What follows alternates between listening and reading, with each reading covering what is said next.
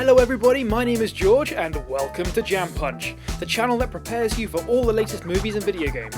Last week, Rockstar Games finally announced that Red Dead Redemption 2 will be released next year, so I immediately had to change my underwear, because Red Dead 1 is my favourite game of all time. So, let's recap. As always, our summaries are sourced from Wikipedia. The game begins in 1911, where John Marston, a former outlaw, is taken from his family by the Bureau of Investigation.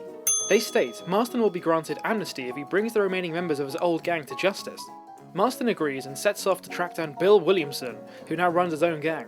Marston confronts Williamson at the stronghold, Fort Mercer, only to be shot and left for dead. A local rancher, Bonnie McFarlane, finds him critically wounded and takes him to her ranch for recovery. Several days later, Marston begins repaying the McFarlanes for their help in the form of odd jobs around the ranch. During this time he works with the US Marshal, Lee Johnson, and his deputies, Jonah and Eli, Nigel West Dickens, a con artist selling patent medicines, Seth Briers, a treasure hunter and grave robber who prefers the company of the dead to that of the living, and an unreliable alcoholic arms dealer known only as Irish. Marston performs various tasks and favours in exchange for their help with organising an attack on Fort Mercer. Marston and his group then breach the fort and defeat Williamson's gang, only to find that Williamson has already fled to Mexico to seek the help of Javier Escuela, another member of Marston's former gang. In Mexico, Marston initially sides with Mexican Army Colonel Agustin Allende and his right-hand man, Captain Vicente de Santa, to help put down a rebellion in the return for Allende delivering Escuela and Williamson to him. However, Allende betrays Marston, who is then forced to side with the rebels. With the initial help of the elderly gunslinger Landon Ricketts, Marston, along with the rebel leader Abraham Reyes and Luisa,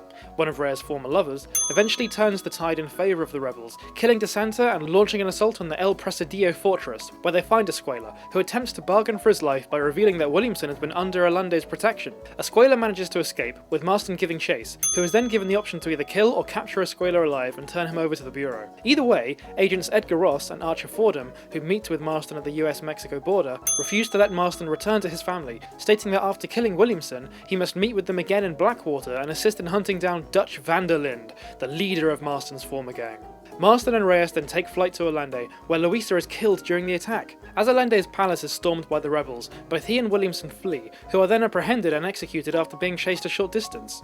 Reyes then takes charge of the local government and plans to advance on the capital, while Marston leaves to meet with the Bureau in Blackwater. Once there, Marston learns that Dutch has been forming his own gang with sympathisers from the local Indian reservation, and joins Ross, Fordham, and a group of US soldiers in an attack on Dutch's hideout. During the assault, Marston chases Dutch up to a cliff overlooking the river and mountains. Dutch ultimately chooses to commit suicide, backing off the cliff and falling to his death, but not before warning Marston that the Bureau will just find another monster to justify their pay. Marston is then released from his deal with Ross and goes back to his ranch where his wife Abigail and his son Jack are waiting.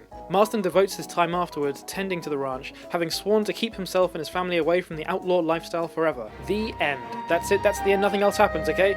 Oh, okay, that's not the end. It gets a lot sadder, I'm sorry to say.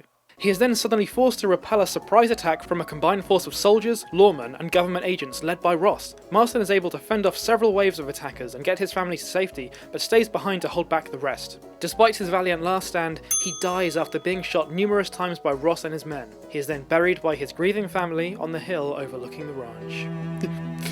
I'm not crying, you're crying! The game then moves 3 years ahead to 1914, where Marston's son Jack stands over the graves of both his father and his now deceased mother. He leaves home to search for Ross, who retired the year before, and eventually finds the former agent hunting on a riverbank in Mexico.